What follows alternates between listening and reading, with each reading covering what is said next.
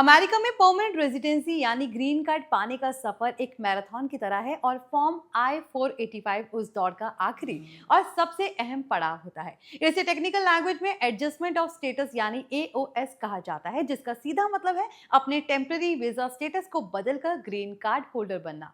इस वीडियो में हम मार्च 2026 के ताजा आंकड़ों के आधार पर बात करेंगे कि फिलहाल I-485 की प्रोसेसिंग में कितना समय लग रहा है और अलग अलग कैटेगरी के लिए ये वेटिंग पीरियड इतना अलग क्यों है। हम उन बारीकियों को भी समझेंगे जो आपके केस में देरी की वजह बन जाती है और एक्सपर्ट्स की उन सलाहों पर चर्चा करेंगे जिनसे आप अपने ग्रीन कार्ड की राह में आने वाली रुकावटों को कम कर सकते हैं। हाय एवरीवन, मैं हूं मोहिनी भदौरिया और आप देख रहे हैं एनबीटी टेक एड। मई 2026 के मौजूदा हालात को देखें तो I-485 की प्रोसेसिंग का समय 6 महीने से लेकर करीब 42 महीनों तक जा रहा है। इसका मतलब ये है कि फॉर्म भरने के बाद भी आपको ग्रीन कार्ड के फायदों के लिए एक लंबा इंतजार करना पड़ सकता है। एम्प्लॉयमेंट बेस्ड यानी नौकरी के आधार पर आवेदन करने वाले भारतीयों के लिए ये समय फिलहाल 11 से लेकर 31.5 महीनों के बीच चल रहा है। इस कैटेगरी में वो भारतीय वर्कर आते हैं जो H-1B जैसे टेम्पररी वर्क वीजा पर काम कर रहे हैं। वहीं अगर कोई फैमिली बेस्ड कैटेगरी में अप्लाई कर रहा है तो उन्हें 6 से 18 महीने का समय लग सकता है। शरणार्थियों या रिफ्यूजी कैटेगरी के लिए ये समय 12 से 21 महीने हैं, जबकि टी और यू वीजा जैसे स्पेशल कैटेगरी में वेटिंग पीरियड 24 से 41 महीनों तक जा सकता है। ये अंतर इसलिए है क्योंकि हर केस की जटिलता और उसके कानूनी पहलुओं की जांच में अलग अलग वक्त लगता है।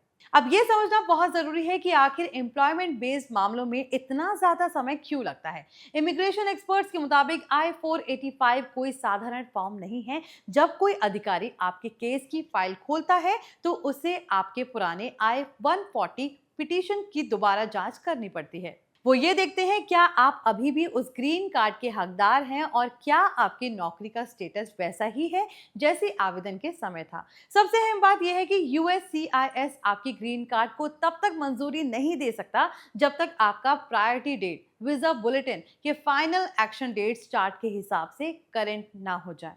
इसलिए भले ही आपका केस पूरी तरह सही हो, सिस्टम की अपनी लिमिटेशंस की वजह से आपको लाइन में खड़ा रहना पड़ सकता है।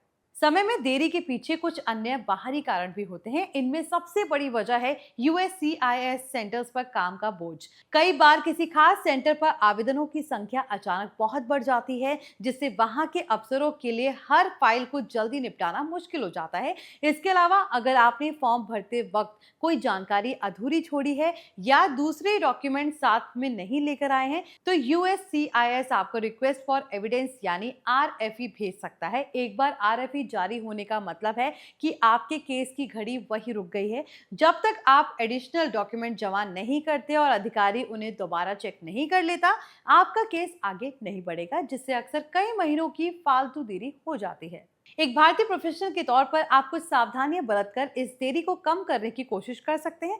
सबसे पहली सलाह यह है कि अपने सारे डॉक्यूमेंट समय से पहले ही इकट्ठा कर लें। आपके I-140 अप्रूवल के डॉक्यूमेंट और अपनी पुरानी सैलरी स्लिप जैसी चीजें पहले से तैयार रखने से आखिरी समय की भागदौड़ से बचा जा सकता है। फॉर्म जमा करने से पहले उसका एक फाइनल रिव्यू बहुत जरूरी है। ये पक्का करें कि हर सवाल का जवाब सटीक और सच हो। अगर आपके मन में कोई डाउट है तो किसी एक्सपर्ट वकील से सलाह लेने में संकोच ना करें, क्योंकि एक छोटी सी गलती भी आपके केस को सालों पीछे धकेल सकती है। एक और बहुत जरूरी बात है अपने अपॉइंटमेंट को प्राथमिकता देना। आपके बायोमेट्रिक स्कैनिंग या ग्रीन कार्ड इंटरव्यू की तारीखें बहुत अहम होती हैं। हालांकि आप इन्हें आगे बढ़ाने की गुजारिश कर सकते हैं, लेकिन ऐसा करने से आपके वेटिंग पीरियड में कई हफ्ते या महीने जुड़ सकते हैं। इन तारीखों को पत्थर की लकीर मानकर चलें और हर हाल में वहां मौजूद रहें। साथ ही अगर सरकार की तरफ से कोई क्लैरिफिकेशन या RFE मांगा जाता है तो उसका जवाब जितनी जल्दी हो सके उतनी जल्दी दें।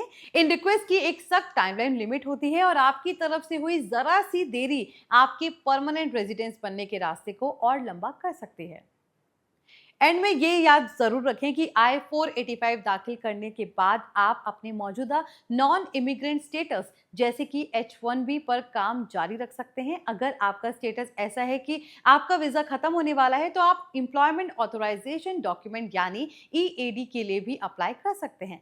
ग्रीन कार्ड का मिलना एक कानूनी प्रोसेस है जिसमें पेशेंस की बहुत जरूरत होती है। नियमों को लेकर सजग रहना और समय पर की गई कार्रवाई ही आपको इस लंबी कतार में आगे रखेगी। अपनी फाइल को हमेशा अपडेट रखें और वीजा बुलेटिन पर नजर बनाए रखें ताकि जैसे ही आपका समय आए आप बिना किसी बाधा के अपनी मंजिल तक पहुंच सके। आई होप ये वीडियो आपके लिए इंफॉर्मेटिव रहा हो। प्लीज इसे लाइक और शेयर जरूर करें और ऐसे ही अपडेट्स के लिए देखते रहिए एनबीटी टेक एड।